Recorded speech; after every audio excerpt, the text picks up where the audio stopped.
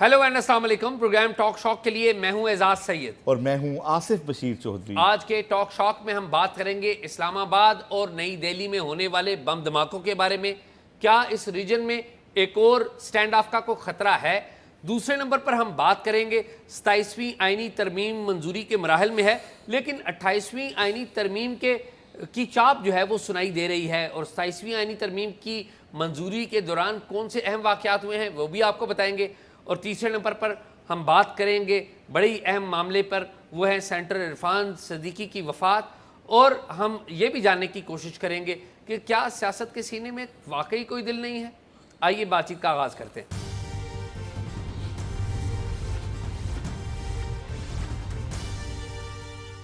एजाज कैसे हैं आप? मैं बिल्कुल ठीक हूँ, आप सुनाएं। ठीक है यार, आज बड़ा ही दिलखराश वाक़या हुआ है इस्लामाबाद में, और बहुत एक ऐसा लग रहा है जैसे कि दोबारा से एक वो जो है ना खौफ की फ़िज़ा फैलाने की कोशिश की जा रही है, और दोबारा से खुदा न खास्ता वो जो एक फ़ेज़ हमने कई बार गुजारा वॉर ऑन टेरर के बाद, उस तरह का कोई फ़ेज़ शायद शुरू होने जा रहा है, क्योंकि धमकी तो दी जा रही थी इस्लामाबाद जी में। बिल्कुल। तो हुआ क्या ये एग्जैक्टली? आसिफ, आज एक शख्स जो है वो मोटरसाइकिल के ऊपर आया है इस्लामाबाद के जुडिशल कॉम्प्लेक्स में। उसके सामने वो मुख्तलिफ जगहों पर कोशिश करता रहा, मुख्तलिफ जगहों से, कि वो किसी तरीके से एंटर हो जाए जुडिशल कॉम्प्लेक्स के अंदर। वो नहीं हो सका। फिर जब पुलिस वाले वहाँ पर आए तो उसने ख़ुद को धमाके से उड़ा लिया है। सीसीटीवी फुटेज के ऊपर उसको आइडेंटिफाई कर लिया गया है, यानी कि पता चल गया कि ये बंदा कहाँ से आया है, किस रास्ते से आया है। अभी तहकीकात जारी हैं। लेकिन आसिफ, इस वाक़े का तकलीफ़ दे पहलू ये है, 12 पाकिस्तानी वो जान से उनकी हाथ धो बैठे हैं। 12 ख़ानदान जो है उनके चिराग बुझ गए हैं। 23 के करीब जो पाकिस्तानी हैं शहरी, वो इसमें आसिफ ज़ख्मी हैं। हॉस्पिटल में उनकी देखभाल हो रही है। और आसिफ, ये जो वाक़या है इसके ऊपर पाकिस्तान के जो कानून नाफिज करने वाले इदारे हैं, पुलिस है, हमारे इंटेलिजेंस के इदारे भरपूर तहकीकात कर रहे हैं, और एक खौफ की फ़िज़ा ज़रूर पैदा हुई है। और ये बड़ा डैमेजिंग इसलिए है आसिफ, आपको पता है कि इस वक्त श्रीलंका की टीम, क्रिकेट टीम आई हुई है पाकिस्तान में, और आपको याद है ना कि मार्च 2009 में गालिबन लाहौर के लिबर्टी चौक के ऊपर श्रीलंका की क्रिकेट टीम के ऊपर लश्कर जंगवी ने अटैक किया था, और उसके बाद कम व बेश 10 साल तक पाकिस्तान में क्रिकेट नहीं हुई थी। आप ज़रा माहौल देखें कि किस माहौल में ये धमाका हुआ है। एक तो ये है कि मेहमान टीम आई हुई है, उसकी सिक्योरिटी के लिए भरपूर बंदोबस्त है। रावलपिंडी में मैच हो रहा है, इस्लामाबाद में धमाका हो गया। और एक और पहलू भी है, स्पीकर्स कॉन्फ्रेंस भी हो रही है, जिसमें कई दर्जन मुल्कों के स्पीकर्स या प्रिजाइडिंग ऑफिसर्स जो हैं वो आए हुए हैं, रेड जोन के अंदर ठहरे हुए हैं। अच्छा एजाज, जो इब्तदाई मालूमात में पता यही चला है, जो टीवी चैनल्स पे भी इसके टिकर्स चल रहे थे, कि सिक्योरिटी ज़राए को ये पता चला है कि अफ़गानिस्तान के साथ ये राब्ते में थे। और दूसरा, मोहसिन नकवी जो हैं उन्होंने ये कहा कि ये अंदर दाखिल होना चाहता था, लेकिन जब अंदर दाखिल होने में नाकामी हुई और उसने देखा कि सर्च करके अंदर जाने दे रहे हैं, तो उसने जो है वो डिवाइडर के ऊपर बीच में खड़ा हो गया। और जब वहाँ पे सिक्योरिटी एहलकारों की गाड़ी आई इस्लामाबाद पुलिस की, तो उसके बाद उसने गाड़ी के करीब जाके ख़ुद को फाड़ा। और अफसोसनाक और तकलीफ दे बात वही है कि इसमें हमारे बहुत सारे जो हैं आम मासूम शहरियों को जो है वो निशाना बनाया गया है, उन्हें टारगेट किया गया। पुलिस एहलकार जी, और इसमें दो वकला की शहादत की खबर भी आ रही है। मेरा बच्चा भी वहीं प्रैक्टिस करता है, उसने मुझे फ़ोन किया, बताया कि इस तरीके से धमाका हो गया। तो मैंने उसे भी यही कहा कि आप यहाँ से निकलें और बिल्कुल भी रश का हिस्सा ना बने, क्योंकि कई दफ़ा 2 धमाके होते हैं। और शहरियों को भी चाहिए कि खुदा न खास्ता कभी इस तरह की सूरत हाल पैदा हो तो रश ना पैदा करें। और बाज़ औक़ात दुश्मन इस इंतज़ार में होता है कि जब रश बनेगा तो फिर दूसरा धमाका भी होता है। सानिया कारसाज में जब बीबी के ऊपर अटैक हुआ था, तो इसी तरह के दूसरे निशाने में हमारे मीडिया के आरिफ शहीद कैमरामैन जो थे हमारे, वो भी शहीद हुए थे, और कई लोग उसमें शहीद हुए थे। तो एक तो ये कि जब इस तरह की सूरत हाल होती है तो तमाम लोगों को चाहिए कि वो सिक्योरिटी फोर्सेस के लिए मसाइल ना पैदा करें, किसी जगह जमकट्ठा ना लगाएं, ताकि कोई दूसरा इस तरह का खुदा न खास्ता दिलखराश वाक़या ना हो सके। तो अब एक और मामला भी है। हाँ आसिफ, वो मामला ये है, टीपी के जो मुतलका ग्रुप है उसका मैसेज अभी मुझे आया है। उन्होंने कहा, टीटीपी ने कहा है, उनके तर्जुमान ने कहा है कि वो कहते हैं कि जी हमारा इस धमाके से ताल्लुक़ नहीं है। अब अफ़गानिस्तान के अंदर खाली टीटीपी नहीं है, आपको पता है मौलवी गुल बहादुर ग्रुप भी है, اور گروپ بھی ہیں. یہ TTP نے کہا ہے, وہ ٹھیک ہے یا نہیں ہے یہ تو قانون نافذ کرنے والے ادارے طے کریں گے, لیکن میں آپ کو بتا رہا ہوں TTP نے کیا کہا ہے. مولوی گل بہادر گروپ کے پاس بھی پوری کیپیسٹی ہے کہ وہ یہ کام کر سکے, اور گروپ بھی ہیں ان کے پاس کیپیسٹی ہے. ایک تو آصف یہ جو لینس ہے نا یہ ہمارا آ گیا افغانستان کا, ایک اور لینس جو ہم مس کر رہے ہیں آصف وہ لینس ہے انڈیا کا. آپ کو پتہ ہے کل شام کو ہندوستان میں جو ریڈ فورٹ جو لال قلعہ ہے اس کے گیٹ نمبر 1 پہ ایک گاڑی کے اندر دھماکہ ہوا ہے, اس میں بھی تقریباً 7-8 افراد جو ہے وہ مارے گئے ہیں. وہاں پر جو بھارت کی جو حکومت ہے وہ یہ کہہ رہی ہے کہ ہم اس کی تحقیقات کر رہے ہیں, اور ابھی تک کوئی نام تو نہیں ٹاپ لیول سے لیا گیا. لیکن آصف آپ کو پتہ ہے کہ انہوں نے اناؤنس کر رکھا ہے, بھارت نے کہہ رکھا ہے کہ آپریشن سندور ہم نے ختم نہیں کیا. اور آپ یہ جان کر حیران ہوں گے کہ جو گاڑی بھارت میں دلی میں جس میں دھماکہ ہوا ہے اس گاڑی کے اوپر نمبر پلیٹ لگی ہوئی تھی ہریانہ کی جو پنجاب ہے اس کی, اور سلمان نام کا کوئی بندہ ہے جس کے نام پر وہ گاڑی تھی. اور ظاہر ہے کوئی بندہ اپنے اوریجنل ڈیٹیلز کے ساتھ تو وہاں پر نہیں آتا.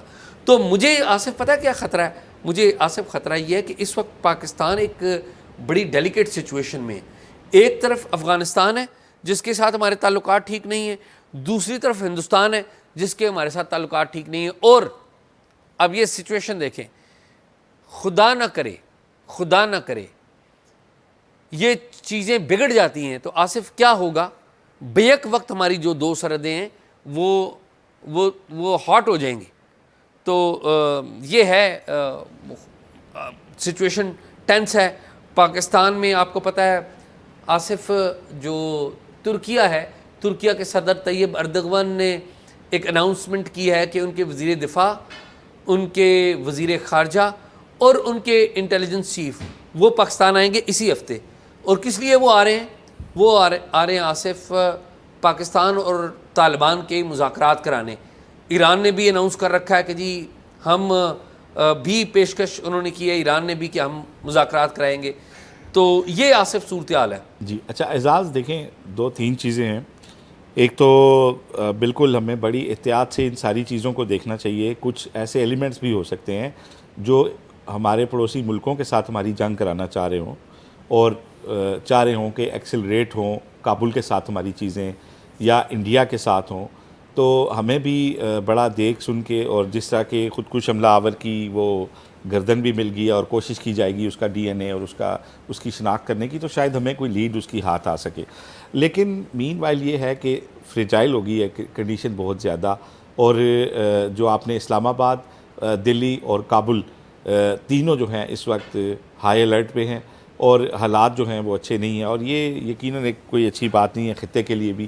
اور اگر ظاہر ہے کہ پاکستان کو بیرونی دشمن ٹارگٹ کریں گے تو ظاہر ہے پاکستان بھی پھر ریئیکٹ تو کرے گا. تو یہ ساری صورتحال میں جو لیڈ کر رہی ہے یہ اس طرف کر رہی ہے کہ ہم زیادہ سے زیادہ اپنے گرد و پیش پہ نظر رکھیں. وزیر داخلہ نے کہا ہے کہ 1 ہفتے کے بعد کوئی گاڑی بغیر سٹیکر والی اسلام آباد میں داخل نہیں ہو سکے گی, اور اسپیشل ٹکرز جو ہیں وہ جاری کیے جائیں گے اور ان کا ریکارڈ جو ہے وزارت داخلہ کے پاس ہوگا کہ آنرشپ کس کے پاس. لیکن اس میں ایک اچھی بات ہوئی ہے, اچھی بات یہ ہوئی ہے کہ آپ دیکھیں بھارت کی طرف سے فوری طور پہ پاکستان پر الزام نہیں لگایا گیا, اور پاکستان نے بھی فوری طور پہ الزام جو ہے وہ کابل کے اوپر نہیں لگا دیا. جو دونوں حکومتیں ہیں وہ ذمہ داری کا مظاہرہ کر رہی ہیں, بھارت والے اپنی طرف سے ذمہ داری کر رہے ہیں, پاکستان اپنی طرف سے, اور خدا کرے یہ امن رہے. لیکن اگر یہ خواہش ہماری تھوڑی سی مجھے ڈیفیکلٹ اس لیے لگ رہی ہے نا, دیکھیں وانا میں کیڈٹ کالج انڈر اٹیک ہے اور 450 کے لگ بھگ اس کے اندر جو کیڈٹس ہیں وہ ابھی تک جو ہیں وہ ان اندر 3 جو دہشت گرد ہیں جن کے خلاف بڑی احتیاط سے آپریشن کیا جا رہا ہے. کل شام کا واقعہ ہے, تو ابھی تک وہ خالی بھی نہیں ان سے کروایا جا سکا, اور احتیاط اس لیے کی جا رہی ہے کہ ہمارے بندے ہیں اندر, بچے ہیں, ان کو وہ کوئی نقصان نہ پہنچائیں.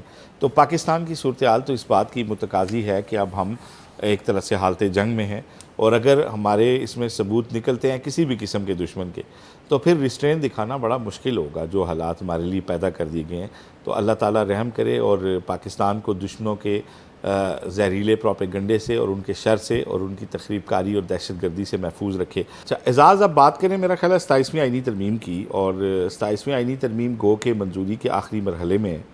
لیکن 28ویں آئینی ترمیم کی چاپ ہمیں ابھی سے سنائی دے رہی ہے، وزراء بھی اس پہ بات کر رہے ہیں. آپ کی کیا معلومات ہیں 28ویں آئینی ترمیم میں کیا کیا کچھ ہوگا؟ آصف، 28ویں آئینی ترمیم میں جو کل 4 باتیں میں نے کہی تھیں وہ 4 باتیں بتا دی ہیں آج مختلف حکومتی زعماء نے کہ جی 28ویں آئینی ترمیم آ رہی ہے. ایک تو خواجہ آصف کھڑے ہوئے، انہوں نے کہا کہ جی کیریکولم کا معاملہ آنا چاہیے، لوکل گورنمنٹ کا معاملہ آنا چاہیے، اور ساتھ ہی ساتھ وہ NFC کے حوالے سے جو چیزیں تھیں جو 18ویں جو آئینی ترمیم میں چلی گئی ہوئی تھی دوبارہ ان کے اوپر غور کیا جائے. وہ آج خواجہ آصف نے جو وزیر دفاع ہیں انہوں نے نیشنل اسمبلی میں کھڑے ہو کر کہہ دیا. لیکن آج خواجہ آصف جو ہیں وزیر دفاع، انہوں نے تو تقریر ایک ہی کی کہ جی لوکل گورنمنٹ ہونا چاہیے، بڑا ضروری ہے ایسا کچھ. جو اہم تقریر تھی وہ مصطفیٰ کمال کی تھی. انہوں نے کہا کہ دیکھیں ہم تو پہلے ہی کہتے رہے ہیں، ہم نے تو موجودہ جو سسٹم ہے اس کی حمایت کا فیصلہ ایک ہی شرط کے اوپر کیا تھا، 140A اس میں ترمیم کریں. اور انہوں نے ایک بڑی اچھی بات کہی، انہوں نے کہا کہ دیکھیے جو آئین کے اندر NFC ایوارڈ کے ذریعے وسائل اور 18ویں آئینی ترمیم کے ذریعے وسائل جو ہے وہ مرکز سے صوبوں تک تو چلے جاتے ہیں، لیکن یہ لاہور، کوئٹہ، کراچی اور پشاور میں پھنس جاتے ہیں، نیچے نہیں جاتے. تو آپ آئین میں لکھ دیں کہ تمام جو ضلع ہیں ان کو جو وسائل ہیں وہ جائیں، براہ راست جائیں اور لوکل گورنمنٹس ہوں. اور پھر انہوں نے پاکستان پیپلز پارٹی کو بھی بڑے پازیٹیو طریقے سے دعوت دی. انہوں نے کہا آپ کریڈٹ لیتے ہیں 18th امینڈمنٹ کا، ضرور لیں، لیکن ہمیں موقع دیں، ہم آپ کے پاس آتے ہیں. ہم آپ سمجھتے ہیں کراچی یہ لاڑکانہ کی بھی بات ہے، یہ سکھر کی بھی بات ہے، پورے سندھ کی، پورے پاکستان کی بات ہے. پھر اس کے بعد جو مصطفیٰ کمال ہیں ان کے بعد خواجہ آصف اٹھے اور انہوں نے یہی باتیں اپنے انداز میں کہیں کہ جی لوکل گورنمنٹ سسٹم ہونا چاہیے اور اس سے وفاق مستحکم ہوگا. تو ٹیکنیکلی انہوں نے جو مصطفیٰ کمال ہے ان کی بات کو جسے کہتے ہیں نا انڈورس کیا. 4 باتیں آپ بتائیں نا، پھر میں بھی کچھ بتاؤں. تو خواجہ صاحب نے یہی بات کہی نا کہ انہوں نے کہا جی یہ وفاق اس سے مضبوط ہوگا. جو لوکل گورنمنٹ سسٹم کو ڈکٹیٹرز استعمال کرتے رہے، لیکن انہوں نے اسے افیکٹولی یوز کیا، ہمیں استعمال کرنا چاہیے، اور اس سے ہماری سیاسی جماعتیں بھی مضبوط ہوں گی، ملک بھی مضبوط ہوگا اور ترقی بھی کرے گا. یہ موٹی بات انہوں نے خواجہ آصف صاحب نے یہ بات. اچھا اعزاز، جو اس میں کچھ چیزیں جو ہیں نا وہ بھی ہیں جو ابھی نہیں مانی گئی، وہ آپ بالکل صحیح کہہ رہے ہیں، وہ آئیں گی. کچھ چیزیں اور بھی ہیں وہ ہم آپ کو پھر دوبارہ بتائیں گے، آنے والے دنوں میں بتائیں گے. کچھ اور ایسی چیزیں بھی آئیں گی، بتا دیں، کیونکہ حکومت ابھی تک یہ کر رہی ہے کہ وہ کہہ رہی ہے کہ جو اس ترمیم میں پاس ہو رہا ہے ٹھیک ہے، جو نہیں ہو رہا وہ اگلی میں لے آئیں گے. اب جو 26ویں آئینی ترمیم میں چیزیں نہیں ہو سکی تھیں وہ 27ویں میں کروا لی ہیں، اور جو بھی آنی وہ کہہ رہے ہیں 28ویں میں کروا لیں گے. لیکن ایک پورا پیکج ہے اور کچھ چیزیں اور بھی آنی ہیں، وہ میں آپ سے لیٹر شیئر کروں گا. ابھی میں آپ سے نا 2 دلچسپ باتیں شیئر کرنا چاہتا ہوں. کل آپ نے دیکھا کہ سینٹ میں کس طرح ڈھٹائی کے ساتھ اپوزیشن بینچوں سے 2 سینیٹرز کھڑے ہوئے اور انہوں نے حکومت کی حمایت کر دی. اس میں ایک JUIF کے تھے احمد خان، اور دوسرے تھے آپ کے جناب علی شفاف چلی PTI کے سیف اللہ ابڑو صاحب جو تھے، انہوں نے بھی کمال ڈھٹائی کے ساتھ، بے شرمی کے ساتھ اپنی پارٹی کے پالیسی کے خلاف انہوں نے فلور کراس کیا. اچھا اب ان 2 لوگوں کو تو لوگ کل سے ان کے پیچھے پڑے ہوئے ہیں، میڈیا بھی پیچھے پڑا ہوا ہے، اور آپ نے دیکھا ہوگا وہ احمد خان کس طرح گواچی گاں کی طرح ادھر ادھر دوڑ رہے ہیں اور ان کے پاس کہنے کے لیے کچھ نہیں ہے. اور ایسے شرم آنی چاہیے اس طرح کی زندگی گزارنے والے لوگوں کو، جس اپنے اعمال ایسے ہیں. لیکن ان کی کچھ مجبوریاں ہیں اور کچھ ہمیں آج بات کرنی ہے پولیٹیکل لیڈرشپ کی، اس ڈھٹائی کی طرف جس کی طرف لوگوں کا شاید دھیان نہیں ہے. دیکھیں یہ دونوں لوگ بزنس مین ہیں، سیف اللہ ابڑو بھی اور احمد خان بھی. اب ہمیں یہ بتایا گیا ہے کہ کس کرائٹیریے کے تحت آئے ہیں. سوال پیدا ہوتا ہے نا کہ یہ کیسے آگے ایک جماعت میں اور پھر سینٹ کا ٹکٹ لے لیا. تو بتایا یہی گیا ہے کہ مبینہ طور پہ اس طرح کے جو لوگ ہوتے ہیں، پیسے والے لوگ، وہ پیسہ دے کے آتے ہیں، پارٹیوں کو فنڈ کے نام پہ پیسہ دیتے ہیں، اور مبینہ طور پہ ان لوگوں نے بھی پیسہ دیا تھا، انتہائی باوثوق لوگوں نے ہمیں بتایا. اور یہ 2 لوگ نہیں ہیں، آپ کا جو سینٹ ہے نا اعزاز، یہ ارب پتی لوگوں کا کلب ہے. پاکستان کے ارب پتی لوگ ایک سیاسی ٹیگ لینے کے لیے یہاں 1-2 ارب روپیہ خرچ کے اس کی ممبرشپ لے لیتے ہیں اور ذرا ٹانگ پہ ٹانگ رکھ کے نا تو آئی جیز اور سیکٹریز کو کہتے ہیں کہ بتاؤ ذرا یہ کس طرح ہوا. تھوڑا سا وہ طاقت کا مزہ لینے کے لیے 1-2 ارب روپیہ خرچ دیتے ہیں. اور ایک بہت بڑی کلاس ہے, یہ کلب ہے, ارب پتی لوگوں کا کلب ہے.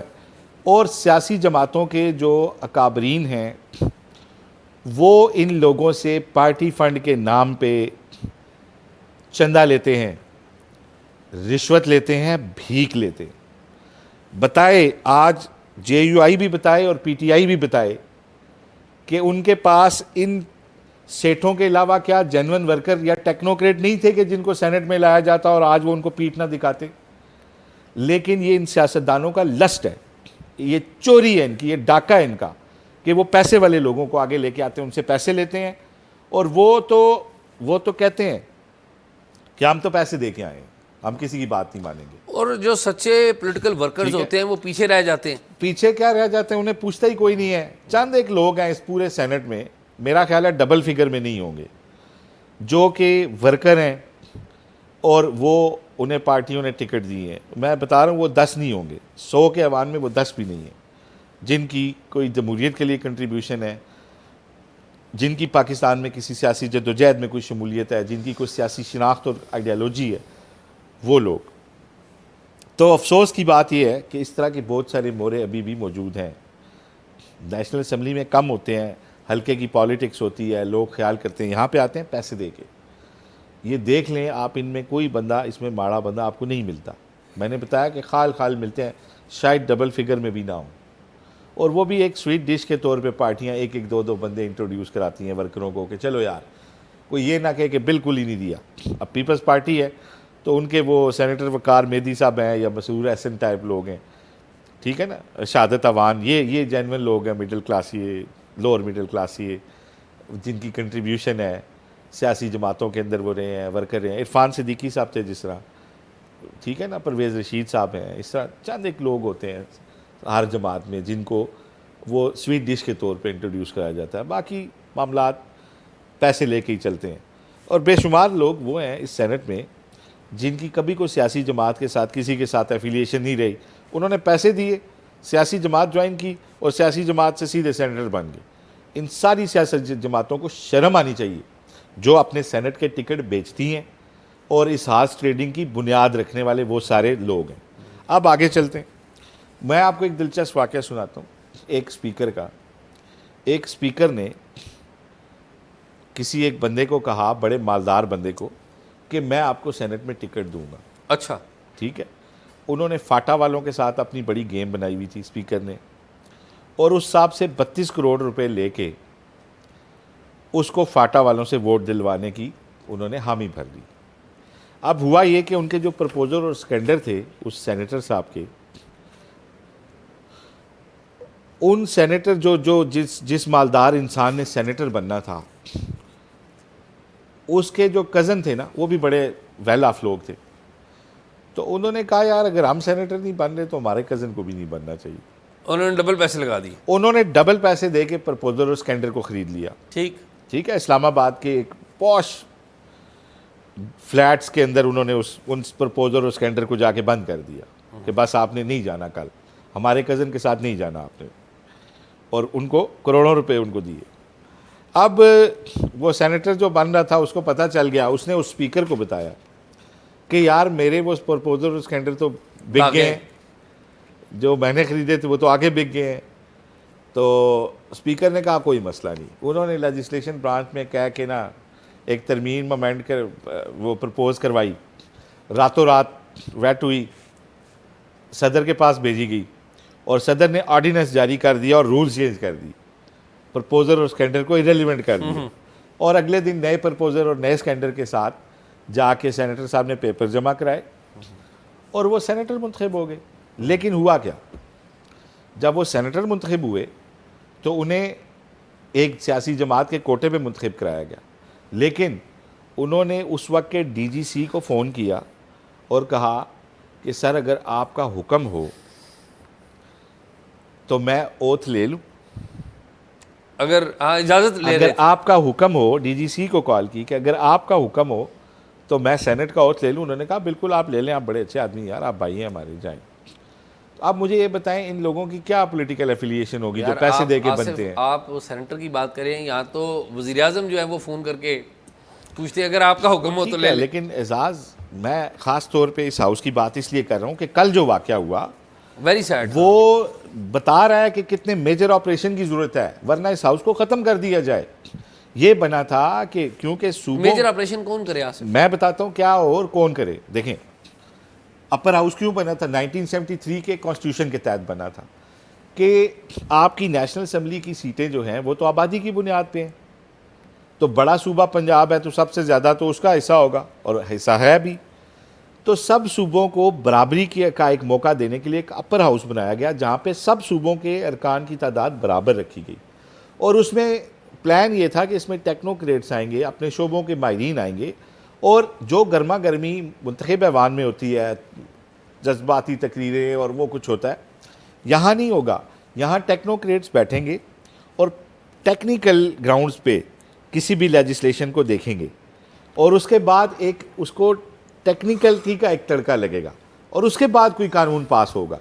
لیکن کیا ہو رہا ہے کہ یہاں پہ میں نے آپ کو بتایا کہ ارب پتی لوگ اقتدار کے مزے لینے کے لیے 1.5 ارب روپیہ خرچ کے آ جاتے ہیں, اور ساری وزیروں, مشیروں, سیکٹریوں کو, آئی جیز کو, ان کو کہتے ہیں ہاں بھئی بتاؤ یہ کیسے ہوا اور مجھے یہ رپورٹ دو, اور مجھے اسٹینڈنگ کمیٹیوں میں بیٹھ جاتے ہیں اور یہاں پہ اور لیجسلیٹر بن جاتے ہیں پاکستان میں. تو یہ ویری الارمنگ. سرجری کا طریقہ یہ ہے کہ ان سب جماعتوں کو, JUIF سے, PTI سے, ان سے مطالبہ ہونا چاہیے کہ آپ نے ایسے لوگوں کو کیوں ٹکٹ دیا, اور اس پہ ان کو کرٹیسائز کرنا چاہیے پبلک کو, کیونکہ سینٹ کی نشستیں کس بنیاد پہ ملتی ہیں؟ جو آپ کا حصہ ہوتا ہے نیشنل اسمبلی میں اور صوبائی اسمبلیوں میں, یعنی کہ آپ کے ووٹرز جنہوں نے آپ پہ ٹرسٹ کیا, اس کی بنیاد پہ ایوان بالا میں جو آپ کو شیئر ملتا ہے اس کو آپ پیسوں میں بیچ دیتے ہیں. تو شرم آنی چاہیے ان سیاسی جماعتوں کو جو اس طرح کی ٹکٹ بیچنے کے کاموں میں ملوث ہیں, اور بالکل اس پہ زیرو ٹالرنس ہونی چاہیے. لوگوں کو چاہیے اس طرح کی جماعتوں کو آئندہ ووٹ ہی نہ دیں جن کے سیاسی قیادت اور سیاسی قیادت کی میں بھی بات کر رہا ہوں اعزاز. یہ کوئی کسی اسٹیبلشمنٹ نے یہاں نہیں لوگ بٹھائے, یہ سیاسی اسٹیبلشمنٹ نے کمزور لوگ پیسے دے کے بٹھائے ہیں, اور وہ اسٹیبلشمنٹ کو جانتے ہیں کہ کیونکہ طاقت کا مرکز ادھر ہے تو وہ ان کے ساتھ الائن ہو جاتے ہیں. اس ہاؤس کو بے وقت کیا ہوا ہے. ٹھیک ہے, یہاں پہ ایک بندہ, اس بات پہ کیا کہیں گے؟ ایک منٹ, اس بات پہ مجھے کیا کہیں گے کہ سیف اللہ بڑو صاحب نے کہا جی میں ریزائن دیتا ہوں, ہاں جی, میں نے تو ووٹ دیا ہے field marshal general Asim Munir کو, اور پیپل پارٹی نے کہا ہم آپ کو بنا لیں گے. اس پہ یوسف رضا گیلانی صاحب نے کہا کہ ہم آپ کو بنا دیں گے. میں کہتا ہوں اس سے شرمناک کمنٹ کوئی نہیں ہو سکتا. اس پہ تو مواخذہ ہونا چاہیے, چیئرمین سینٹ کا مواخذہ ہونا چاہیے اس بات کے اوپر. چیئرمین سینٹ کا فیصلہ نہیں ہے, یہ یاد رکھیں. نہیں اعزاز, دیکھیں یہ پیپلز پارٹی کا فیصلہ ہے. چیئرمین سینٹ کو یہ بات نہیں کہنی چاہیے تھی جس کا بھی فیصلہ ہے. وہ کہتے ہیں اگر کسی نے, دیکھیں اعزاز, آصف ایک منٹ آصف, بات یہ ہے اس بات کا فیصلہ تو پیپلز پارٹی کی قیادت کر بیٹھی تھی. ہم نے خبر بھی دی تھی کہ پیپلز پارٹی اس کو لے گی, دی تھی نا. ذمہ دار کون ہوئے؟ کیا چیئرمین سینٹ اپنے طور پہ اناؤنس کر سکتے؟ نہیں کر سکتے. اعزاز میری بات سنیں,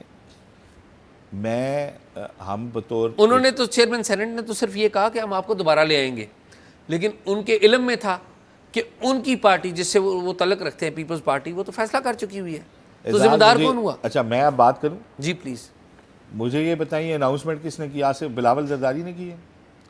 انٹرنلی تو اناؤنس کیا ہوا انہوں نے. آپ نے خبر یہ کیا دی ہے کہ بلاول نے کہا؟ میں نے کہا ہے کہ بلاول نے نہیں کہا. اعزاز دیکھیں, پبلکلی یوسف رضا گیلانی صاحب نے یہ سٹیٹمنٹ دی ہے پبلکلی, لہٰذا ہم باز پرس کریں گے یوسف رضا گیلانی صاحب سے. کیا یوسف رضا اس بات کے اوپر بھی کریں گے کہ انہوں نے اس طرح کی اناؤنسمنٹ کیوں کی کہ ایک بندہ فلور کراس کر رہا ہے اور وہ کہہ رہے ہیں کہ ہم آپ کو دوبارہ لے لیں گے. اور اس بات کی بھی کریں گے کہ اگر پارٹی کا ڈیسیژن ہے تو آپ نے رجسٹ کیوں نہیں کیا کہ آپ کے ایوان کا بندہ فلور کراس کر رہا ہے, تو آپ پیغام تو لے آئے ہیں, آ کے اناؤنس بھی کر رہے ہیں, آپ نے رجسٹ کیوں نہیں کیا. یہ اس میں بالکل وہ بری ذمہ نہیں ہے, وہ بالکل اس میں ذمہ دار ہیں. پیپلز پارٹی بھی ذمہ دار ہے. انہیں اس طرح کا بیان دینے پہ گیلانی صاحب سے جو ہے پوچھ تاچھ کرنی چاہیے اگر وہ ملوث نہیں ہے پارٹی کی مین لیڈرشپ. اگر گیلانی صاحب نے پاس سے دیا ہے اور اگر وہ خود ملوث ہیں تو ان سے باز پرس کرنی چاہیے. اور اس میں نہیں, اس میں معاملہ کیا ہے, اس میں بنیادی طور پہ تو سنیں نا اعزاز, میں بتا رہا ہوں, PTI کو سب سے پہلے ان کو ڈسکوالیفائی کرانا چاہیے, JUI کو ان کو پہلے ڈسکوالیفائی کرانا چاہیے. ریزائن وہ بے شک دیں, وہ ان کے خلاف ریفرنس ڈالیں کہ یہ ہمارے ٹکٹ پہ تھے, انہوں نے فلور کراس کیا, ان کو ڈسکوالیفائی کریں تاکہ آئندہ کسی پارٹی کی طرف سے نہ آ سکیں. سب سے بنیادی کام ان جماعتوں کا ہے جن کے وہ ممبرز تھے, اور ان جماعتوں کو شرم آنی چاہیے جو فلور کراس کرنے والوں کو کہتے ہیں کہ ہم آپ کو لے لیں گے. تو میں یہ کہہ رہا ہوں, ووٹ کوئی آپ جس اپنی جماعت کے آپ فلور کراس نہیں کر سکتے. اگر آپ کی جماعت کا فیصلہ ہے ٹھیک ہے آپ ووٹ دیں, لیکن آپ فلور کراس کر رہے ہیں اور آپ وہاں پہ کھڑے ہو کے کہہ رہے ہیں کہ جی میں نے تو فیلڈ مارشل کی وجہ سے ووٹ دیا, یعنی آپ یہ نہیں کہہ رہے کہ میں نے ترمیم صحیح تھی تو دیا, آپ تو بالکل وہ ننگے ہو کے سامنے آ گئے اور آپ بتا رہے ہیں. تو یہ چیزیں اس میں دیکھیں 27ویں آئینی ترمیم میں جہاں ننگے ہو کے سامنے آ گیا نا حکمران اتحاد, ٹھیک ہے, اس میں آج ٹاک آف دی ٹاؤن تھی کل, کیونکہ سینٹ سے پاس ہوا, تو اور کل ہی ہم نے تقی عثمانی صاحب کی بھی بات کی تھی شو میں, بڑی درست بات تھی. تو آج ایک عام پاکستانی پوچھ رہا تھا, اور ایون میں کچھ ایسے دوستوں کا بھی ذکر کروں گا جو مسلم لیگ نون کے حمایتی ہیں, وہ مجھے ملے, تو انہوں نے کہا یار ہمیں بڑا افسوس ہے, میاں نواز شریف سے بڑا افسوس ہے. میں نے کہا جی کیا افسوس ہو گیا آپ کو؟ انہوں نے کہا جی یہ جو ترمیم, میں نے کہا آپ کو بڑا لیٹ افسوس ہوا ہے, آپ کو 26ویں ترمیم پہ افسوس نہیں. ان کا نہیں وہ عام ججوں کا وہ میں نے کہا جو بھی آپ سمجھتے تھے. تو انہوں نے کہا یار ہمیں اس بات پہ بڑا افسوس ہے کہ یہ لائف ٹائم امیونٹی جو ہے وہ کیسے ہو سکتی ہے, یہ تو اللہ کے نبی بھی جواب دہ ہوتے تھے اور پھر خلفائے راشدین جواب دہ ہوتے تھے, تو یہ کیسے ہو سکتی. میں نے کہا یہ تو میاں صاحب سے ہی پوچھیں, کیونکہ ہمیں تو خود اس کی سمجھ نہیں آ رہی. ہم تو چاہیں گے کہ میاں صاحب ہمیں سمجھائیں, یا شہباز شریف سمجھائیں, یا بلاول سمجھائیں, یا ان کے ابا جی سمجھائیں جنہوں نے لائف امیونٹی لی ہے. سب سے پہلے تو یار ان لوگوں کے یہ سوچنا چاہیے ان کی لائف رہ کتنی گئی ہے. یہ 75 کے پیٹے کے لوگ جو لائف ٹائم امیونٹیاں لے رہے ہیں, ان کو یہ پہلے تھوڑا سا غور کرنا چاہیے کہ ان کی لائف ہے کتنی ہے. اللہ تعالیٰ انہیں زندگیاں دے, صحت دے, لیکن یہ پہلے یہ سوچیں کہ کیا پریسیڈنٹ سیٹ کرنے جا رہے ہیں. ٹھیک ہے, تو آج ٹاک آف دی ٹاؤن ہے, لوگوں کے اندر اس بات سے بڑا بددلی پھیلی ہے کہ یہ اس طرح کی چیزیں نہیں ہونی چاہیے جس میں دیکھیں جن آج نیشنل اسمبلی میں آپ نے کور کیا نا, تو پیپلز پارٹی کے لوگ کہہ رہے ہیں جی دنیا کے کئی ملکوں میں صدر کو امیونٹی ہے, اور میرے بھائی یہاں پہ جو امیونٹی تھی وہ گورے کی تھی, اور جو امیونٹی یہاں پہ تھی وہ برطانیہ میں نہیں ہے. جو نو آبادیاتی ممالک میں جو امیونٹیز وہ لیتے تھے وہ وہاں پہ نہیں ہیں. مجھے اچھی طرح یاد ہے کہ میں وہاں پہ تھا, 2 سال پرانی بات ہے, تو جو ابھی وہ فوت ہو گئے ہیں وہ تھے, میرے ذہن میں نام نہیں آ رہا یار, وہ شاہی فیملی کے وہ جو بڑے ضعیف تھے, کنگ کے بھائی نہیں, کنگ کے بھائی تھے, وہ روڈ ایکسیڈنٹ میں نا ان سے کوئی سائیکل سوار کی ٹکر ہو گئی, تو انہوں نے اسے ہاسپٹل بھی گئے اور اسے بڑا کمپنسیٹ بھی کیا, اور اس نے معاف بھی کر دیا کہ یار کوئی ڈیلیبریٹلی نہیں ہوا آپ سے, اس نے انہیں بندے نے معاف کر دیا. لیکن اس کے معافی کے کوئی ہفتے بعد اچانک وہ گئے اور انہوں نے اپنا ڈرائیونگ لائسنس وڈرا کر دیا کہ I am too old to drive, حالانکہ وہ معاملہ ختم ہو چکا تھا قانونی طور پہ بھی, اور وہ بندے نے معافی بھی دے دی تھی. برطانوی کنگ کے بھائی کی بات جی. تو انہوں نے جو ہے وہ جا کے لائسنس وڈرا کر دیا, بجائے اس کے کہ وہ کہتے ہیں کہ جی میرا تو مسئلہ حل ہو گیا تو میں تو گاڑی اب لیکن یہ اخلاقیات ہوتی ہیں یار, کاش کہ ہمارے پتہ نہیں ہوں گی کبھی ہماری زندگی میں اس طرح کی کوئی اخلاقی مثالیں. آئینی ترمیم کے اوپر ہاں باتیں تو خیر اس پہ بہت دن ہوتی رہیں گی, یہ جو کچھ ہوا ہے. خیر اب اگلے بتائیں کہ وہ سینیٹر عرفان صدیقی صاحب وہ بیچارے وفات پا گئے. سینیٹر عرفان صدیقی صاحب وفات پا گئے ہیں, اور سینیٹر عرفان صدیقی ایک علمی ادبی شخصیت تھے اور لوگوں سے پیار کرنے والے انسان تھے. خطہ پٹھوار کے سپوت تھے, چک پیلی خان کے پاس ان کا گاؤں تھا جہاں وہ پیدا ہوئے, اور بعد میں شعبہ تدریس سے منسلک ہوئے. 63 میں وہ آئے تھے پنڈی میں پڑھانے کے لیے. وہیں پہ ان کی جو ہے ساجد ملک صاحب ایک ان کے دوست ہیں جو آخری دن تک ان کے ساتھ رہے, ان سے بھی دوستی ہوئی. اور یہاں پنڈی میں ان کے جو شاگرد تھے نا, بہت بڑی تعداد میں ان کے شاگرد سول اور فوجی بیوروکریسی میں اور ہر شعبہ زندگی میں ملتے ہیں. لیکن فیلڈ مارشل عاصم منیر اور جنرل باجوہ بھی انہی کے شاگردوں میں سے ہیں, عرفان صدیقی صاحب کے. اور یہی وجہ ہے کہ جب آپ کو یاد ہوگا عمران خان کے دور میں ان پہ ایک جھوٹا مقدمہ بنایا گیا تھا کرایہ داری کا, اور انہیں رات کو وہ آ کے لے گئے تھے. تو میں سب سے پہلے ادھر پہنچا تھا, تو وہاں پہ آپ کو پتہ ہے کہ فوجی حلقوں سے مداخلت ہوئی تھی, اور چھٹی والے دن پھر ان کو ریلیز کیا گیا تھا اڈیالہ جیل سے. لیکن ان کی جو شناخت تھی نا, ان کی شناخت تھی ایک انسان دوست شخص کی, ایک علمی ادبی شخصیت کے طور پہ جانے جاتے تھے. میاں نواز شریف کے اسپیچ رائٹر رہے, رفیق تارڑ صاحب کے ساتھ ان کے ساتھ بڑا کلوزلی کام کیا. بعد میں انہوں نے تقریباً انہوں نے اپنی جاب جو ہے وہ والنٹیریلی جو ہے نا ایٹ دا ایج آف میرا خیال ہے 44-45 وہ چھوڑ کے وہ جرنلزم میں آگے تھے. آصف پہلے کالم لکھتے رہے. جی آصف میں تھوڑا سا ایڈ کروں گا اور آپ اجازت دیں تو. آصف جو یہ پہلے ٹیچر تھے اور پھر انہوں نے امت اخبار جوائن کیا تھا. امت اخبار میں یہ لکھا کرتے تھے اور بہت خوبصورت لکھا کرتے تھے. ان کی جو اردو تحریر ہے وہ بڑی اچھی تھی. اسی دوران ان کی جو تعلق اور واسطہ جو ہے وہ رفیق تارڑ صاحب سے ہو گیا. رفیق تارڑ صاحب بندے ہیں وہ سابق صدر جنہیں 99 میں آپ کو یاد ہو جب 12 اکتوبر 99 ہوا تھا تو رفیق تارڑ صدر تھے. فاروق احمد خان لغاری کو جب نے ریزائن کیا تھا تو اس کے بعد فاروق لغاری بنے تھے. تو یہ سب رفیق تارڑ فاروق لغاری صاحب کے بعد صدر ہوئے. تو یہ رفیق تارڑ صاحب نے ان کو آفر کیا کہ آپ میرے میڈیا کو دیکھیں بطور ایوان صدر میں, صدر کے میڈیا کے انچارج بن جائیں. تو یہ پھر صدر کے اسپیچ رائٹر اور میڈیا انچارج بنے اور پھر ان کا جو تعارف ہے وہ میاں نواز شریف سے بھی فارملی جسے کہتے ہیں نا وہ ہوا. اور اس کے بعد یہ مسلم لیگ نون کے ہو گئے, مسلم لیگ نون کے بڑے قریب رہے. زیادہ جو ان کی قربت ہے وہ جب میاں صاحبان تھے جدہ میں تو اس وقت اس دوران یہ ان کے پاس جایا کرتے تھے اور ان کی زیادہ قربت ہو گئی. اور پھر بعد میں آپ کو پتہ ہے ان کی اور زیادہ اہمیت ہوئی, پرٹیکولرلی 2013 کا جو نون لیگ کا ٹینیور ہے اس میں بہت زیادہ قریب ہو گئے تھے میاں صاحب کے اور آخری وقت تک وہ میاں صاحب کے قریب رہے ہیں. میسیجز دکھایا کرتے تھے. یہ وہ باتیں جو خود انہوں نے ایکچولی مجھے بتائی ہیں. میں ان کے تھوڑے سے آپ کو بتا دوں جو ان کی ذمہ داریاں رہی ہیں. جی جی. یہ صدر رفیق تارڑ کے پریس سیکرٹری رہے ہیں, میاں نواز شریف کے اسپیچ رائٹر رہے ہیں, سینٹ میں نون لیگ کے ابھی پارلیمانی سیکرٹری تھے, سینٹ کی خارجہ امور کی کمیٹی کے چیئرمین بھی تھے. اس کے علاوہ مسلم لیگ نون کی منشور کمیٹی کے سربراہ رہے ہیں یہ, ٹھیک ہے. اور اس کے علاوہ نصف درجن سے زائد تصانیف بھی ہیں ان کی. اور ان کے جو ہے نا 3 بیٹیاں اور 2 بیٹے ہیں. لیکن جو ان کے شاگرد بیٹے بیٹیاں ہیں ان کی تعداد ہزاروں میں ہے اور بہت بڑی تعداد میں اور بڑے انفلوئنشل عہدوں کے اوپر ان کے شاگرد جو ہیں وہ رہے ہیں. جو ان کی خدمات کے اطراف میں انہیں ہلال امتیاز بھی دیا گیا. ریڈیو سے بڑا ان کا تعلق رہا اور ریڈیو میں انہوں نے بہت سارے ڈرامے بھی لکھے ہیں.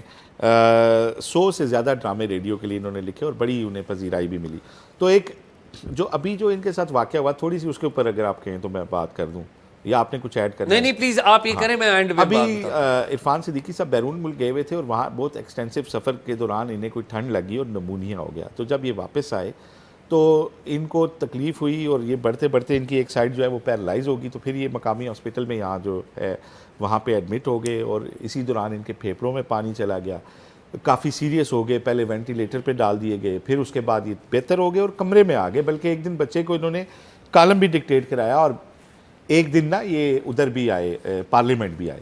اور ان کے بعد میں پھر اچانک طبیعت خراب ہوگی. ہمارے دوست ہیں سینیٹر مسرور احسن صاحب اور وقار مہدی صاحب اور یہ اپنے اوان صاحب جو ہیں یہ شہادت اوان صاحب. تو یہ سارے لوگ ان کو دیکھنے گئے, پھول شول دے کے آئے. تو انہوں نے کہا یار ان کی کچھ سے ٹھیک نہیں لگ رہی ہمیں, اللہ رحم کرے. اور یہ وہ تو میں نے تو خیر ہم نے اس دن بھی پروگرام میں ذکر کیا تھا, آپ نہیں تھے, مظہر صاحب تھے, تو ہم نے ذکر کیا تھا کہ ان کی صحت ٹھیک نہیں.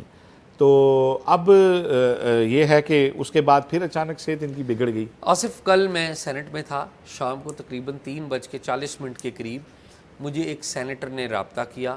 سینٹ میں آپ کو پتہ ہے 27ویں آئینی ترمیم کا معاملہ چل رہا تھا. تو مجھے اس سینیٹر نے بتایا کہ جو عرفان صدیقی صاحب ہیں وہ وفات پا گئے ہیں. میں نے کہا جی کیسی بات کر رہے ہیں؟ انہوں نے کہا جی وفات پا گئے اور ہمیں یہ بات کہنے سے روکا جا رہا ہے, آپ نا یہ خبر دے دیں.